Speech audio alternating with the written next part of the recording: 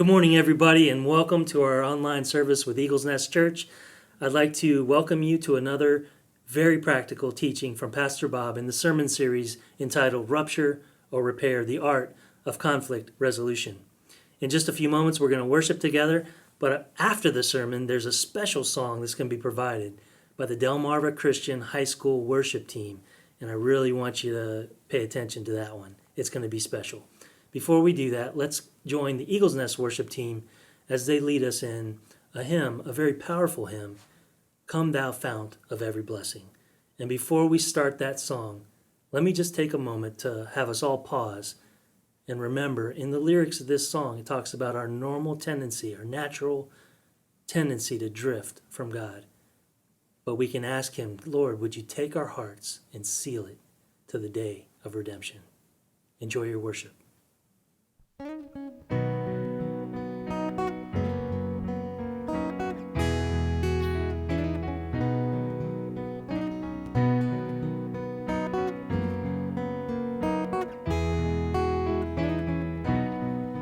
Come thou fount of every blessing, tune my heart to sing thy grace. Streams of mercy never ceasing, call for songs of loudest praise. Teach me some melodious sonnet, sung by flaming tongues above.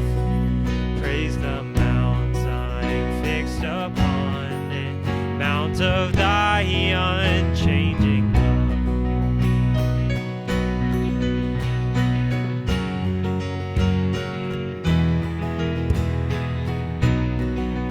Here I raise my Ebenezer, hither by thy help I come, and I hope by thy good pleasure safely to arrive at home. Jesus saw me when a stranger, wandering from the fold of God. He to rescue me from danger interposed his precious blood.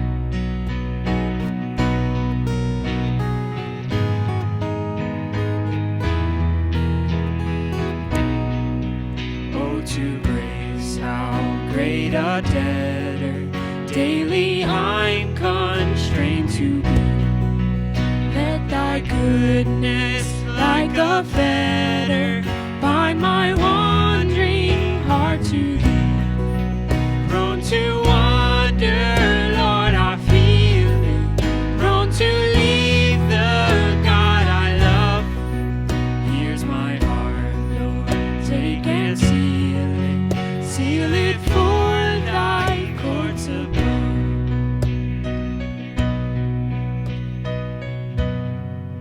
Come thou fount of every blessing, tune my heart to sing thy praise.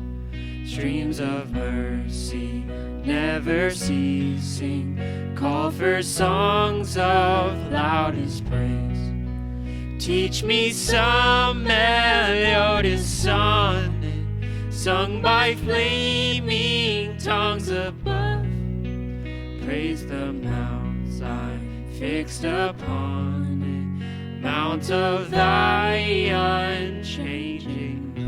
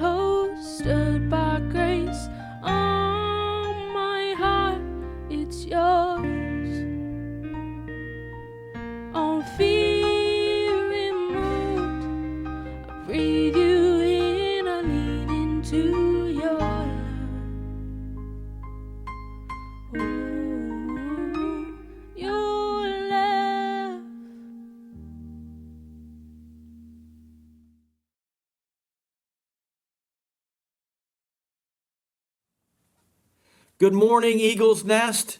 I'm glad to see you today, or to be with you today, more accurately saying. But I've got really, really good news for you today. Are you ready? Are you ready for this? Here it is. I have lost the 5 quarantine pounds that I gained. I'm just like many of you. As soon as we went into this quarantine, we bought this food. We wanted to stock up, make sure we had enough to last 2 weeks if we had to stay in our houses 2 weeks. And then I began to snack and I began to gain. And then one day I decided I'm going to lose this weight. I'm going to lose the weight that I wanted to lose to begin with. So I wanted to lose 15 pounds. Now I got to lose 20 pounds. But the good news is 5 of it's off. And this is how I did it. And you can do it too. I call it the Jolly Ranchers diet. What I do, my worst time of the night or worst time of the day is at nighttime when I sit down to have a snack at night and watch TV. I tend to overeat and I overindulge. And so I'm putting 3 or 4 Jolly Ranchers beside my chair. And when I get a craving, I chew on them for a while, and it's really helping. And I want to encourage you that if you've gained some weight during this crisis, you can take it off. You can even go on the Jolly Rancher diet. But I have even better news than that, really. We are continuing to work on our reopening plan and strategy. We want to open safely, and we want to open softly for a couple of reasons. First of all, we share the concerns of the medical community that the coronavirus is a serious disease. People have suffered, and they're continuing to suffer from it. And the threat is real, and we must take the threat of the virus very seriously.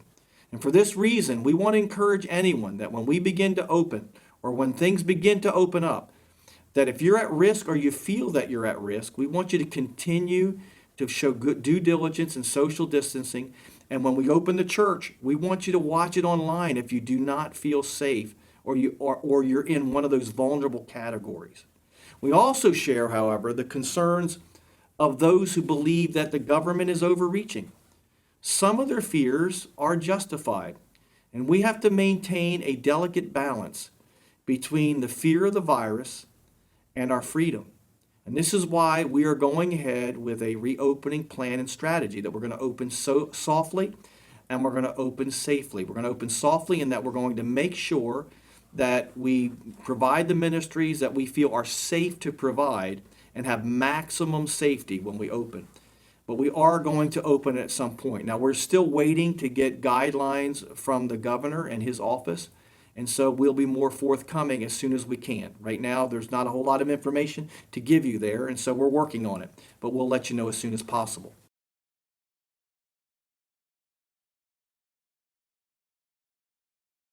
This morning, we're going to continue in our series, Rupture or Repair, the Art of Conflict Resolution.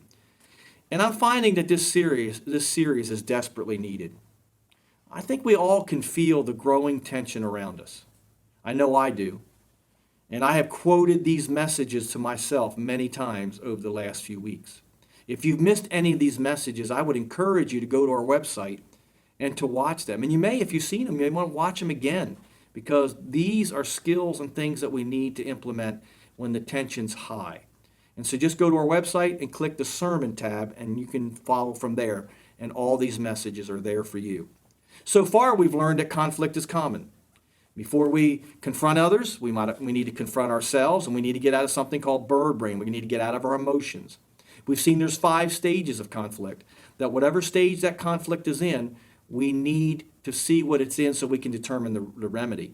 And fourthly, we found that our image of conflict reveals how we are likely to respond to it and why. Today, I want to talk to you and start with a question. Have you ever been in a conversation that went south?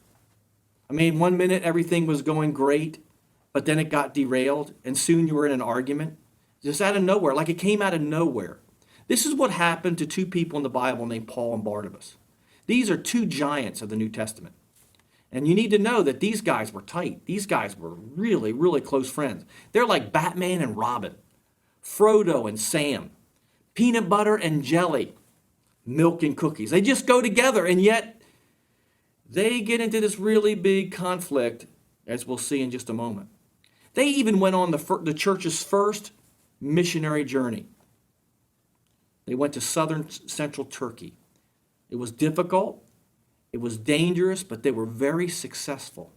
And they stuck together through thick and thin. in all the danger and all the stress of going on that mission trip, they stuck it out together. But when they got back, they were surprised to find that their home church was embroiled in conflict. In fact, this became such a big deal that Paul and Barnabas went to Jerusalem to the 12 apostles to settle the matter, in which they did in chapter 15 of Acts in flying colors. The church comes together, they resolve the issue, and they send Paul and Barnabas back to their home church with the solution to the problem. But you don't want to know what happened immediately after Paul and Barnabas went to Jerusalem? You want to know what happened immediately after Paul and Barnabas were part of one of the greatest conflict resolution examples in the book of Acts? They got into the biggest argument of their lives. Like we talked about last week. They resorted to biting and squishing and ripping each other apart. No, that's not how they did it. That was last week. You have to go to last week's tape if you don't want to know what I'm referring to. No, they didn't bite and squish each other, but they got in bird brain and their conversation went south. We pick it up in the book of Acts, chapter 15, starting in verse 36. Now remember, this is right after the Jerusalem Council in Acts chapter 15, where a number of the leaders of the church got together and resolved a conflict. This is the story recorded immediately after. It says, "Then after some days, Paul said to Barnabas, 'Let us now go back and visit our brethren in every city where we have preached the word of the Lord, and see how they are doing.' Now Barnabas was determined to take with them John, who is called Mark. But Paul insisted that they should not take with them the one who had departed from them in Pamphylia, and had not gone with them to the work. Then the contention became so sharp that they parted company from one another. And so Barnabas took Mark and sailed to Cyprus. But Paul chose Silas and departed, being commended by the brethren to the grace of God. And he went through Syria and Cilicia, strengthening the churches." Now think about this for a minute. Paul and Barnabas had just played a strategic role, both of them, in resolving a major conflict church-wide. Yet, they can't resolve their own conflict. I don't know about you, but I'm glad these stories are in the Bible. They give me hope. They inspire me. They let me know that even though these guys were spiritual giants, they're just as human as us. And it also helps us to understand when we miss the mark that we're not alone and that there's a way to resolve these things. So the question is this: what did they miss? I mean, these guys are great problem solvers. They're committed to the Lord. They love each other, but yet they couldn't resolve their own conflict. What did they miss? Well, I think they missed three things. Number one, they missed the significance of their disagreement. Hear me, church.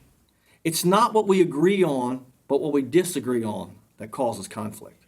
In verse 36, they agreed that they need to return to the cities where they preached. And no doubt the reason they were returning to the cities where they preached is the church at large, the Council of Jerusalem, wanted them to go and tell them how they resolved the conflict that the church was in. And so think about it. These guys, this is an irony, and there's a lot of these ironies in the Bible. These two guys who are appointed to go tell the church at large how the church resolved its conflict are in a conflict. You can't make this stuff up. Barnabas, it says in verse 37, was determined to take John Mark. Now, John Mark was one of their partners, and he had been on the trip with them on their first missionary journey. And for some reason, he left the mission field early. We don't know why. The Bible doesn't tell us why. But he left early. And so now on the second trip, Barnabas is thinking, we need to take John Mark with us. Now, when the word used here for determined in the Greek, it doesn't mean just a fleeting thought. He didn't just, like, oh, this is a big good idea. This word means that he invested some time and energy in his plan, that he had some investment here. In fact, his plan came out of his values. If you read the book of Acts, early in the book of Acts, we get introduced to Barnabas. And what we find out about Barnabas in the book of Acts is that he's kind of a champion of the underdog. That's who he is. So John Mark is the underdog in this story. John Mark, for some reason, he left the mission field early. He failed. And yet Barnabas wants to restore him. He wants to bring him along. And so this is something very important to Barnabas because it comes out of a core conviction that people aren't to be discarded and that people need to get a second chance and underdogs need to be helped. And so in his eyes, they needed to take John Mark. Paul insisted in verse 38 that they don't take John Mark on the trip. That word insist means to have a judgment or to have an opinion, but it's not just a fleeting thought like the other word we saw. This means that it had some time and thought that had gone into this, and it's a value statement. It's a judgment. Can you see the storm clouds forming on the horizon? Barnabas determined to take John Mark, and Paul insisted that they don't. Now this is important because Paul had weighed this out and come to a conclusion that it would not be good for the churches if they brought John Mark. So he didn't want them to come. And yet Barnabas had weighed out, and it was important to him to take John Mark because he didn't want to hurt John Mark. And this causes a great conflict between two good friends, partners in ministry. They agree on 95, maybe 99% of all things they agree on, but this 1% of who they're going to take, they even agree on going on the journey. And remember, these are the two people that have been commissioned to go tell everybody how the other conflict was resolved. And yet they can't agree on who they take on their team. Well, the Bible goes on to say in verse 39 that the contention got so bad. Now that word contention is an ugly word. It's not like they were singing Kumbaya and hugging, singing around the campfire saying, man, I just love Paul, I just love Barnabas. This word is an ugly word. In fact, the Greek word has an X right in the middle of it, like X marks the spot. It is an ugly word. And what it means is that their debate, their disagreement got heated. They got into an argument. There was no holding back. They were very verbal. They were very forthright. They were saying what they felt. Emotions were flying high.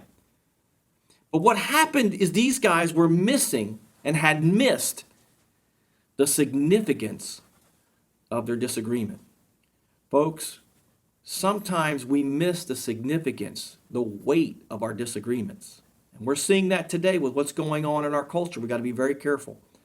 We disagree today on how we should handle the coronavirus. There's a lot of disagreement out there.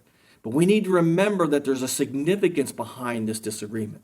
There are people that are afraid. There are people that are afraid of disease. There are people that are afraid that the government's overreaching. And these fears are real. And we could agree on 95 to 98% of the things about this virus, but it's that 3 or 4 or 5% that we disagree, folks, that is really significant. And we need to take that seriously, whether it's the virus or things with our husband, our wives, our children, our fellow employees.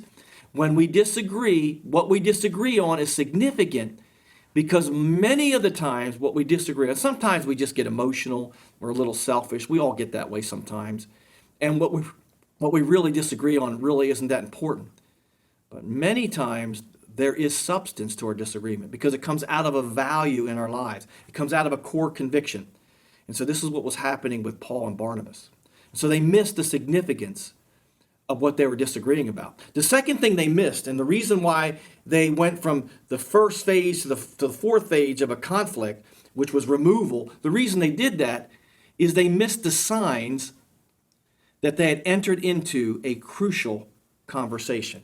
They missed the signs. They didn't realize that things were changing in their conversation. In their book, Crucial Conversations by Patterson, Graney, McMillan, and Switzler, 4 people wrote the book. Now, how they could write a book together tells you they can know how to resolve conflict. They sound like lawyers, but they're actually business people. They're business consultants, and they've worked to help businesses come together and be more successful. It is a great book. It is a secular book, but its principles are scriptural. I've read the book several times. The principles, it's almost like they went to the Bible and drew out the scriptural principles about conflict resolution. So I can't improve on what they say. And so I am calling a crucial conversation what they call a crucial conversation. They define a crucial conversation as a conversation that has opposing opinions. Did Paul and Barnabas have opposing opinions? Yes, they did. And here's the truth about being human. having opposing opinions can bring out the worst in us. It's amazing when somebody disagrees with us, and I speak of myself. Folks, I am a choleric, okay? I am passionate, and I have to work on this all the time, so I feel your pain. Is when there's opposing opinions, it can bring out the very worst in us. And it really brings out the very worst in Patty. I mean, you just wouldn't believe it. No, I'm just kidding. But we do act in ways when we have opposing opinions. We'll begin to act in ways that we really don't want to. We'll say things that we'll later regret. We'll take stands on things that down the road we'll ask ourselves, why did I get so upset about that? Often we'll shipwreck our relationships that have brought us support and friendship and joy and happiness in our lives. We'll get stuck on an opinion and we'll sacrifice the whole relationships that we've had. I've seen it over and over again in my years of ministry. Years ago, in fact, I did a series called Approach. In that series, I said something to the effect that when you get into a crucial conversation, it's a lot like taking a golf shot. When you're playing golf, your approach is determined by where you are on the course, where you are in the fairway. And in order to get the outcome that you want, you have to know how far you are from the pin. And where you are, your approach determines what club you use. Well, the same thing in a crucial conversation. When you're 120 yards out from the green, you don't take out your driver.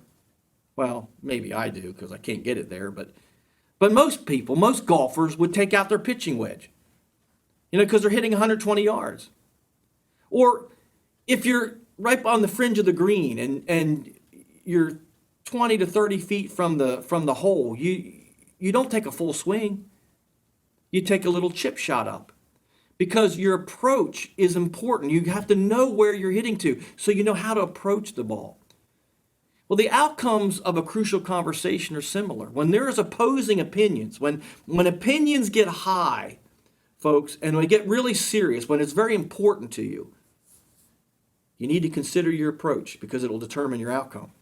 Likewise with the second part of a crucial conversation. A crucial conversation has opposing opinions. The second thing that a crucial conversation has, according to the book Crucial Conversations, is as strong emotions. Did Paul and Barnabas have strong emotions? Yes. Simply put, they were in bird brain. The adrenaline was flowing. Their cerebral cortex was shut down, and their mouths were open. This is a bad combination. Now, emotions are important, folks. I'm not trying to make a stoic. I'm not trying to diminish emotions. Emotions are very important because they're the voice of self, and they're really the voice of self-preservation. When we get angry, according to the book, the Anger Workbook by the Minirth Clinics, what they say is that when we get angry, and this is true, we get angry to preserve self-worth. When somebody devalues us, we get angry. We want to defend ourselves. That is a God-given emotion to keep us from being walked all over. God doesn't want us to be walked all over. But as we've seen in the past, when we get angry, we're vulnerable to sin. The second thing that anger helps us with is to preserve essential needs. When we have an essential need in our lives and it's not being met by somebody that we love or somebody we work with or in a relationship, we get angry because we know we have a need. And the third thing that anger does for us is it preserves our basic convictions. When something is really, really important to us and somebody tramples on it or threatens it, we get angry. And getting angry for those reasons are not bad. It's what we do with our anger.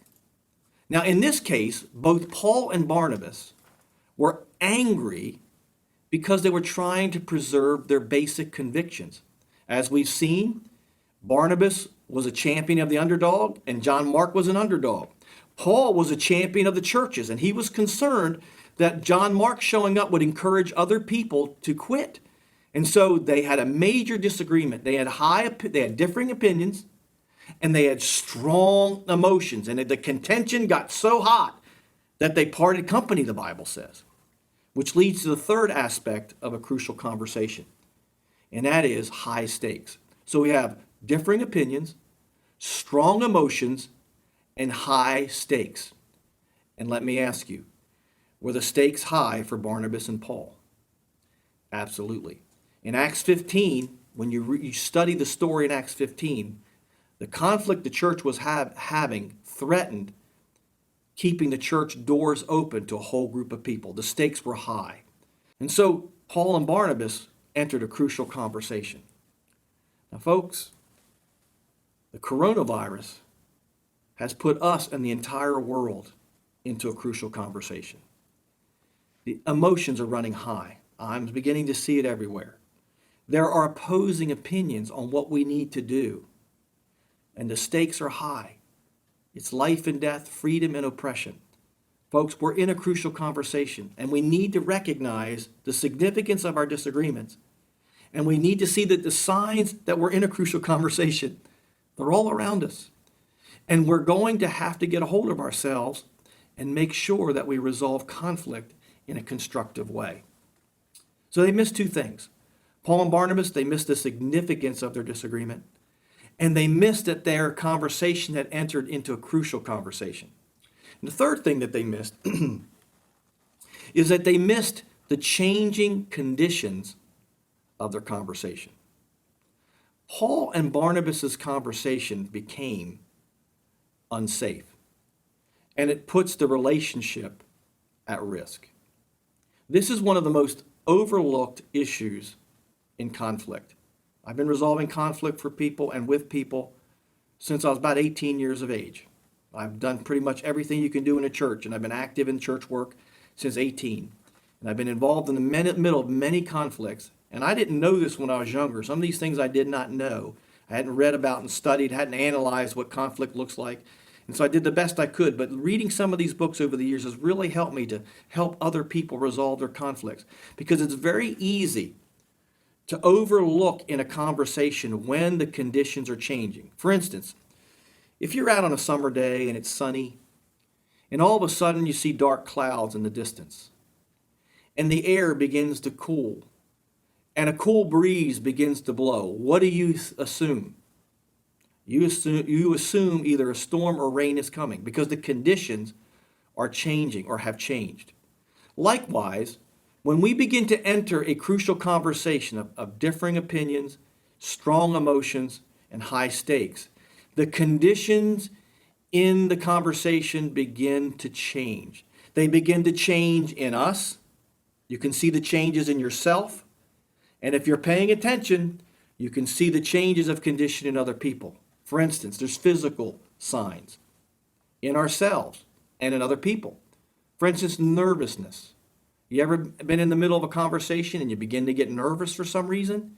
You're now uptight in the chest, your stomach begins to tighten, your eyes get dry, or you see that in somebody else. All of a sudden you guys are talking fine and people begin to get really tense. If you pay attention, you'll see it.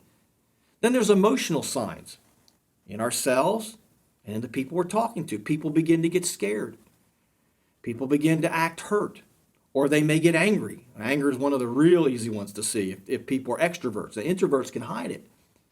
Then the third thing that you can see, the third condition, is behavioral signs in ourselves and other people. Raising voices. This is my favorite. Whenever I get into a crucial conversation, I have to be really careful, because my natural go-to is to begin to preach. I've been preaching for years. So what's my natural inclination? If you say it louder, you win the argument. That's just the way you do it. But that can cause an unsafe environment. This has been very helpful for me to work for my own self in conflict resolution, and my own conflicts that I have, is to be careful when I raise my voice. That could be why when Caleb was younger, he kept saying, "Dad, you're always yelling at me."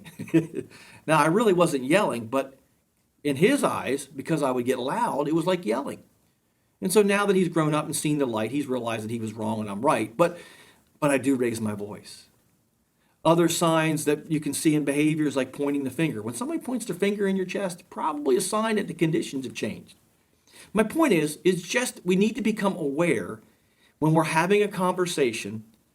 We need to be aware of the signs that you can be going right along and all of a sudden the conditions in the discussion and conversation can totally change. Now here's the problem. When we enter a crucial conversation and we begin to feel unsafe, because all those signs are telling us is that somebody's feeling unsafe, that the conversation is no longer safe for them to totally engage in. And so what begins to happen when people feel unsafe, and we don't even know what we're doing, but we naturally do this. communication begins to change. It begins to break down. Communication can totally cease. Think about it. Both Paul and Barnabas are talking in this story, but neither one of them is listening. And I've been told 1,000 times, if I've been told once, people come in and say, we talk all the time. And I'll ask them, do you communicate? And they look at me like I got 3 heads. But the point is, I said, we can talk a lot, but it doesn't mean anybody's listening. And when we feel unsafe, our communication begins to get very guarded. And then we begin to stop listening because we start listening to answer, not to listen to hear. Communication can become disrespectful. The focus becomes on ourselves versus on the other person. And thirdly, communication can become downright irresponsible. Neither Paul nor Barnabas focused here, to our knowledge in this story, on what the other one needed. They got totally self-absorbed. They got opinionated. They said, I'm right, you're wrong, and therefore this is the way it is. And they did not resolve this conflict. And so we read this in Acts chapter 15, verses 39 through 40. Paul and Barnabas, in verses 39 and 40, when the contention became so sharp that they parted from one another. Think about this. You know, a few weeks ago, we looked at the 5 stages of a conflict. And we saw the first stage is the remedy stage. People want to fix the problem. The repositioning stage, that's when people begin to say, you're at blame, I'm right, you're wrong. Then we looked at the third stage, which is the right stage, which I'm right. It's now a moral issue. I'm the right one, you're the wrong one. We looked at removal stage, which Paul and Barnabas have gone from the remedy stage, fix the problem, to the removal stage like in 60 seconds. The good news is they never get to the revenge stage because the New Testament reveals that at some point Barnabas and Paul did resolve this difference. We find that in the book of Colossians, that they did resolve somehow this problem. But immediately they parted company. They got a divorce. They went their separate ways. And let me give you little nuggets about this story. I want you to notice where they go. Okay? You want to guess where Barnabas came from? It says, let's read this. It says Barnabas, let's see, verse 39. And Barnabas took Mark and sailed to Cyprus. Do you want to know where Barnabas is from? He's from Cyprus. Look it up in Acts chapter 4, verse 36. Do you want to guess where Paul went? It says Paul went through Cilicia, and Paul was from Syria and Cilicia, which were all one common area at that time, a big common area, but it's a big area. But guess where Paul was from? He was from Syria and Cilicia. He was from Tarsus. Folks, this is how camps get started. This is how the Hatfields began to shoot at the McCoys. This is where the Redskins and the Cowboys, became enemies or rivals. This is a tendency for all of us. When we get into conflict, we tend to gather people around us that agree with us. And instead of getting people around us, we'll say, Pastor Bob, you're acting like a jerk. We'll get people around us say, Pastor Bob, they're all jerks. Paul and Barnabas are doing the very thing that we all do. And I love these stories because it helps me understand these most spiritual men fell into the same trap. The good news is they were able to resolve it later. I remember years ago, let me give you a personal example. I remember years ago, I was in the office, and there was somebody that was in the office, and I forget what the issue was, but an issue came up, and I felt like I needed to confront it and to correct it. And John Hainan just happened to be in the office. Pastor John just happened to be in the office at the same time, and so he overheard the conversation. Now, about 30 minutes later, when I was in John's office talking about something else, John Hainan asked me a question. He said, Pastor Bob, do you think you should have said it to that person this way? And I said, no. And so I had to go apologize to the person. I did tell John, I said, what I had to say was right. And it was right. Not because I'm right. It was right. But the way I said it was not right. And what I had created was an unsafe conversation. I'd removed safety from the conversation because I tended to go to loud in my loud voice or in my strong dominant voice instead of being sensitive. Now the conversation between Paul and Barnabas and conversations between us fail when we lose safety. Paul and Barnabas had gone from a crucial conversation to a failed conversation. You see, we can enter a crucial conversation where we have differing opinions, we have strong emotions, and we have high stakes. But if that conversation doesn't restore safety and it doesn't get back to being safe, it will become a failed conversation. And so when we fail in a conversation, we need to restore safety. We need to get back to creating an environment where the relationship is safe, because an unsafe conversation threatens the relationship. And I like what Scott Peck says in his book, The Road Less Traveled. He says, speaking of married couples, but this applies to any relationship. He says, couples cannot resolve in any healthy way the universal issues of marriage without the security of knowing that the act of struggling over these issues will not destroy their relationship. Peck was totally right about marriage, but that's true of any relationship. If we're going to resolve a conflict and we're going to have healthy conversations that lead to resolution, our conversations cannot threaten the viability of the relationship. And that's what can happen when we enter a crucial conversation. And that's what can happen when our crucial conversations turn into failed conversations. Why? Because, folks, when we confront someone, what we are in essence saying to that other person is, you are wrong and I'm right. There's a little clip or little artwork that's appearing on the screen right now that says, a lady's on the phone and she's got the phone, she's taking notes, and she's got the phone on her shoulder, and she says these words. She says, I'm not arguing, I'm explaining why I'm correct. And folks, that's what happens when we confront. But if we don't confront properly, then that's going to get really ugly. The way to approach that correctly is, it could be that you're wrong. When I confront somebody, this is why I encourage people to take some time before you confront others. Make sure you're really right. Because many times I've confronted people and I was the one wrong. Well, at least once or twice. It happens, folks. And it's because when we confront somebody, we are saying that we are right and you're wrong. But it's only in a safe conversation where somebody can confront back and you can be open to being wrong that you're going to maintain safety. And it's the only way you're going to resolve a conflict.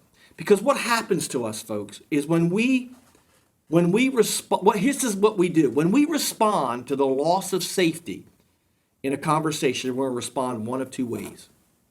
We're either going to respond with violence or silence. At least that's what Patterson, Graney, Macmillan, and Switzer call it. They say as people begin to feel unsafe, they start down one of two unhealthy paths. They move either to silence, that is withholding in the conversation, or to violence, trying to force things.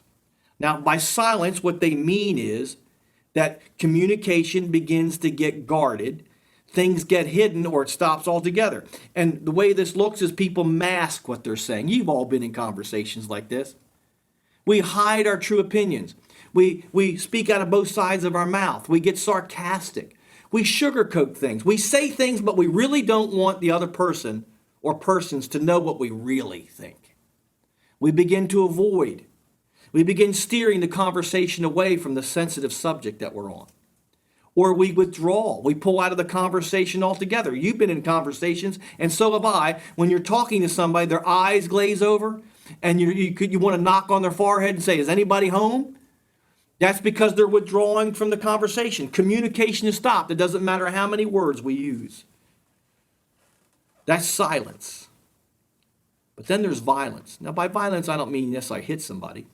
But what he's talking about here, what they're talking about here, is that we move to violent communication. This is my go-to. This is what I have to work on personally all the time. Talking about conversation now. In the violence mode, we try to control the conversation. Try to coerce others to our way of thinking.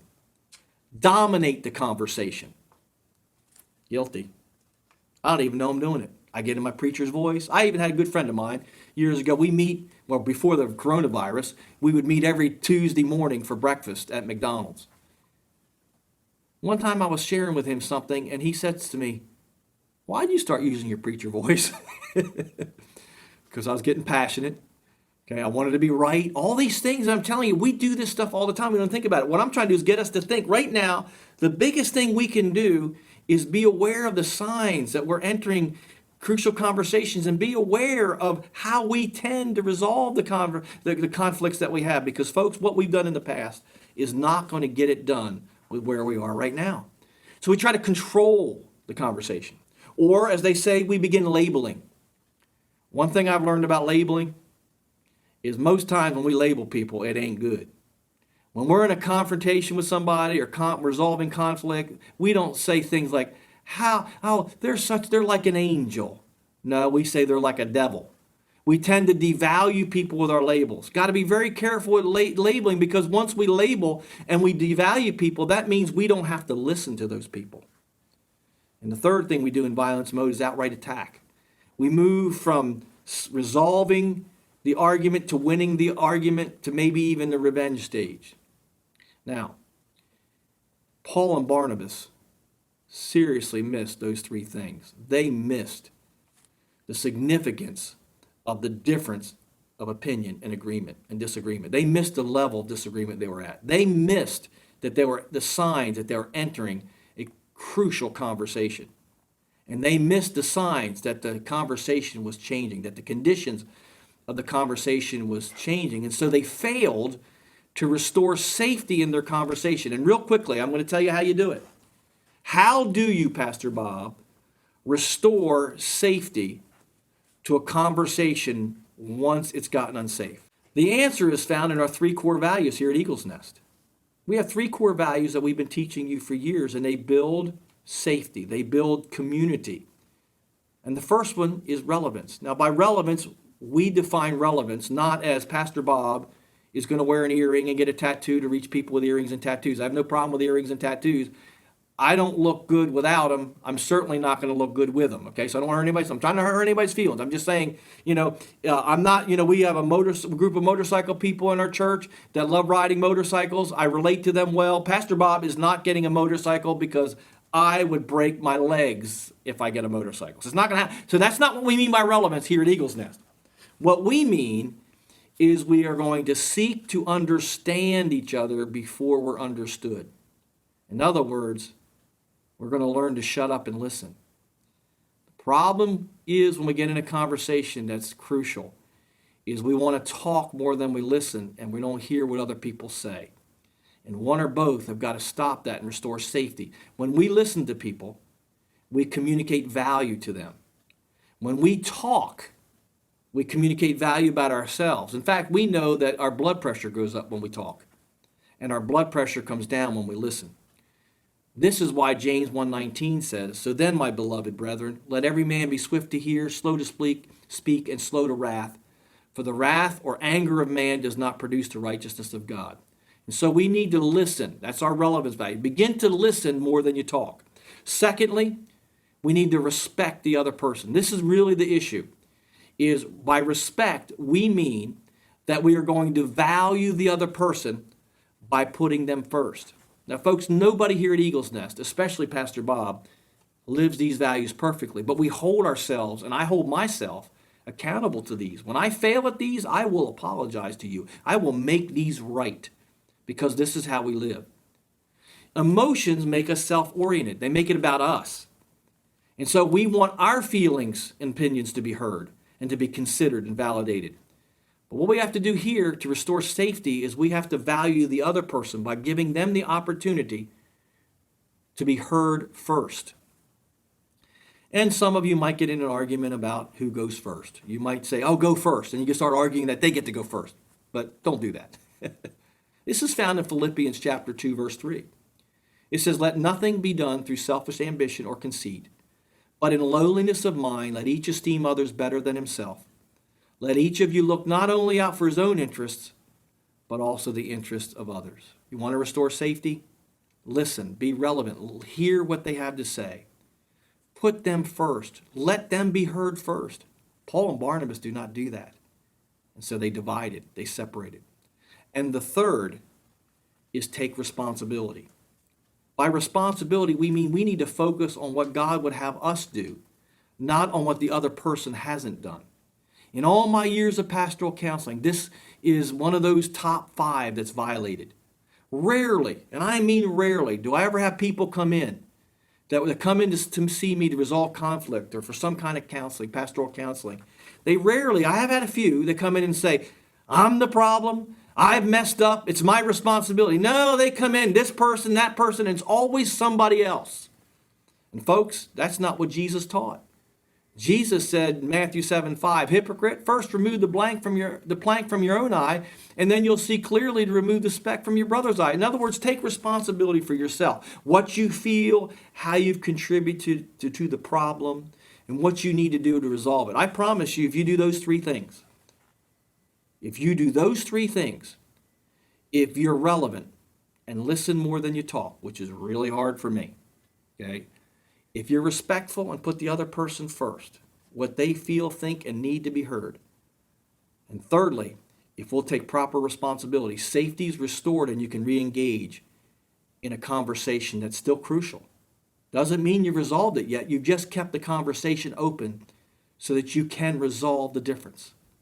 Like Paul and Barnabas, we as a society, as a world, have entered a crucial conversation about the coronavirus and other things. We've got things at home that we might be struggling over with. I mean, we're getting the tension, the anxiety is rising. So, like Paul and Barnabas, let's not miss the significance of our disagreement. We have disagreements, folks, on how we should handle things. What we really need is be able to hear each other, because I got news for you. There's people that may disagree with you, might have the answer to your problem. And I might, and you might have the answer to their problem.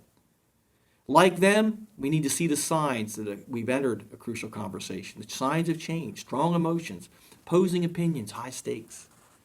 Like them, we need to restore safety through relevance, listening, respect, putting them other people first, and responsibility, doing and focusing on what we need to do and haven't done, not what the other one needs to be focused on. Now join us as we close in worship, and then Jay will share what's happening here at the Nest. God bless.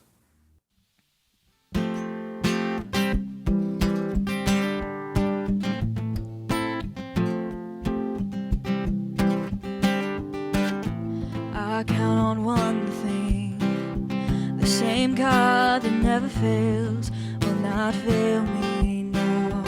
You won't fail me now in the waiting. The same God who's never late is working all things out, working all things out. Oh yes, I will lift you high in the lowest valley. Yes, I will bless your name. Oh yes, I will sing for joy when my heart is heavy all my days. Oh yes, I will.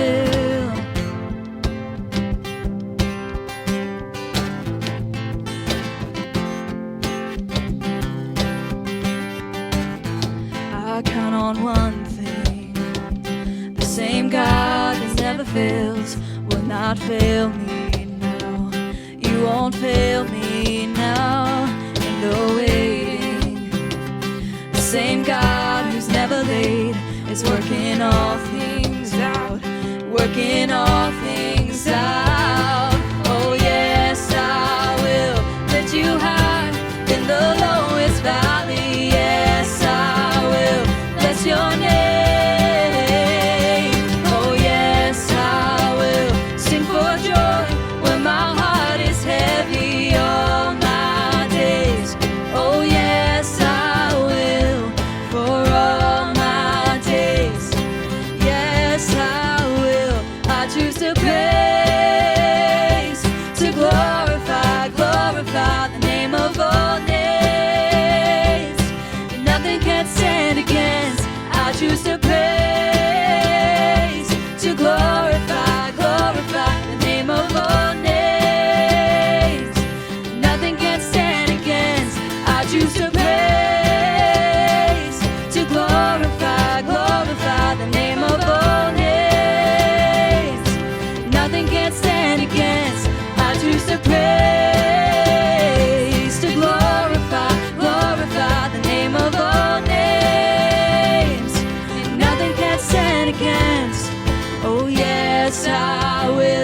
lift you high in the lowest valley. Yes, I will bless your name. Oh, yes, I will sing for joy when my heart is heavy all my days. Oh, yes, I will for all my days. Yes, I will for all my days. Yes, I will.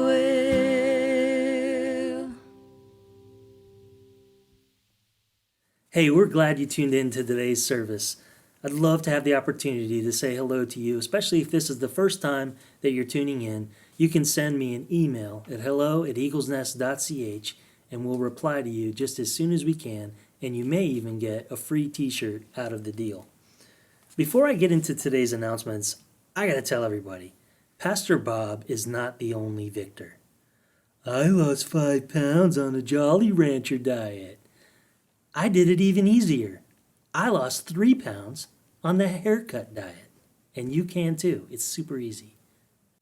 We are so grateful to hear back from so many of our Eagles Nest families through our survey, and you've shared with us kind of your thoughts and your perspectives on reopening.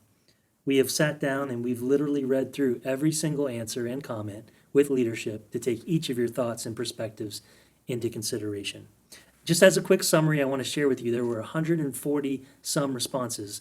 And if you do the math, that with each response potentially representing 2 to 3 times that amount in the number of families we have, that's a great reply. Rounding it off, 75% of those surveys came back and said, we would like to reopen with you as soon as possible. Awesome news to hear. I also want to recognize that leaves an additional 25% of the folks that still need some time, and that's okay too. We want to make sure that we honor those replies, and if folks have additional safety reasons or health concerns, that we respect that and give you an option as well. So I'm excited to share with all of you that we will be continuing our online services at 9:30 in a full capacity for the foreseeable future. I'll also be able to share more details about the specific reopening plan as more information comes in. Please know ultimately that Pastor Bob and your Eagles Nest staff genuinely have your safety as a paramount concern to any reopening plan, and it will be done safely and with that in mind. We appreciate your trust and support as our pastor continues to lead us through one of the most difficult times in recent history as we try to juggle and balance both your safety with our strong desire to meet and congregate again as a body of believers. This series, Rupture and Repair, The Art of Conflict, has been super, super relevant to me. And this week, Crucial Conversations speaks to me in a new way. Emotions and passions are running high. Tensions are increased. The pressure inside increased. You can some days literally feel it building up like a steamer. And we have to let off steam or we will rupture. He said a couple of things that were really relevant to me that I want to speak about. Opposing opinions. Literally, that can bring out the worst in us. And I am the worst of all. My sense of justice or injustice can really get stoked when I feel like I'm right or someone else is wrong or they're attacking or threatening. It really is a struggle for me. And so my prayer through this and after listening to today's sermon is to ask God to help me temper that tendency. What do I do with my anger? Can I get out of bird brain before I respond? My desire, and I'm sure your desire, is to love people and not get into the argument to the point of rupture. The second thing he mentioned, strong emotions. Listen, I don't like to be pushed or cornered as much as the next person. It makes me angry. And I can fly off the handle and very quickly, again, go into bird brain, especially when I feel like there are personal convictions that are being trampled on. It brings up strong emotions in all of us. I, like you, I have to allow the Lord to pull on my leash and tug on that collar, say, hey, relax, I got this, settle down. But I need that moment. I need to be cognizant of that tendency so that I can respond in an appropriate way. The third thing you mentioned was high stakes, and it doesn't get any higher stakes than what we're facing today when you look at a real dangerous virus that has reached a pandemic across the entire globe. Also, the feelings of constitutional rights being violated and all of the tensions that can bring. Pastor Bob has reminded me today of something that, frankly, sometimes I can do very well if I'm calm and I'm in my kind of calm state of mind. I generally try to approach people with a different and relevant response that can hopefully mitigate this, but not when I'm frustrated or angry and I act out of temper. You can ask my wife, Stephanie. She tries all the time to calm me down, often very unsuccessfully, but she tries to help get me out of bird brain because she knows my first response is often going to be painfully candid. And if she could just get me to pause for a few moments, she might have a chance of helping me keep my testimony. My prayer today is, God, help me to be constructive and focus on repair, on the repair side of this conversation. Help me to listen and care about that person on the other side, having that conversation with me either in person or on the TV screen or on the phone screen. I need to value them. Here's the scripture that really spoke to me while this message was being played. 1 Corinthians 13:1. If I speak in the tongues of men and of angels, but I have not love, I'm only a resounding gong or a clanging cymbal. If I have the gift of prophecy and I can fathom all mysteries and all knowledge, and I have a faith that can move mountains, but I have not love, I'm nothing. That spoke to me. I hope it speaks to you today. Friend, if you're struggling in this area or in other areas of conflict management, or you just want some spiritual guidance, we would love the opportunity to introduce you to Jesus and help you to learn about our Christian faith and how to walk that out. If you'd like to reach out to us, Pastor Bob is doing counseling sessions, and any one of us on the pastoral staff would love to have the opportunity to speak with you. You can reach out to us. There's some information on the screen, and we'll talk to you very soon. Can I pray with us all? Father, I pray that everyone under the sound of my voice, God, would you forgive us for the opportunity or for the moments where we act out of anger and we act on a short-sighted way. Forgive me specifically for the times that I step on other people on my way to being right. I pray, Lord, that you would help us not to do that and to take the practical teachings of this sermon series to heart, because it's the heart of our Father. Help us to be more like you.